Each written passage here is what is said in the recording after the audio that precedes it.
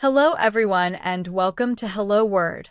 I'm your host, Alex, and today's word is cheat, a B1 level noun meaning someone who breaks rules. So, what exactly does cheat mean?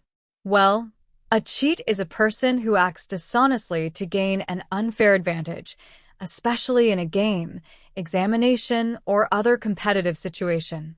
You might use it to describe someone who copies answers in a test or someone who doesn't play fair. Some synonyms for cheat include deceiver, swindler, and fraud. For example, you could say, he is a deceiver who always makes up stories, or the swindler tricked her out of her money, or they exposed him as a fraud. Now, let's look at some antonyms of cheat. These would include words like honest person, fair player, or upright individual. We might say, she is an honest person and always tells the truth, or he is a fair player and always follows the rules, or they praised her as an upright individual.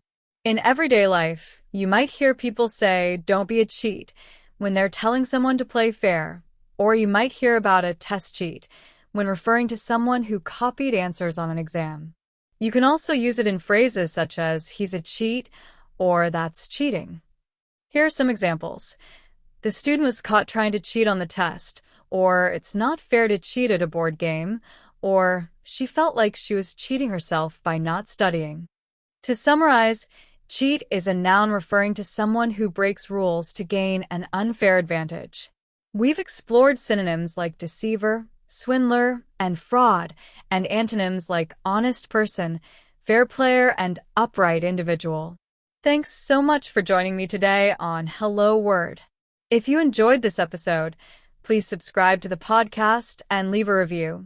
Your support helps others find the show. Also, we'd love to see you create your own sentence about cheat and share it as a comment under the video.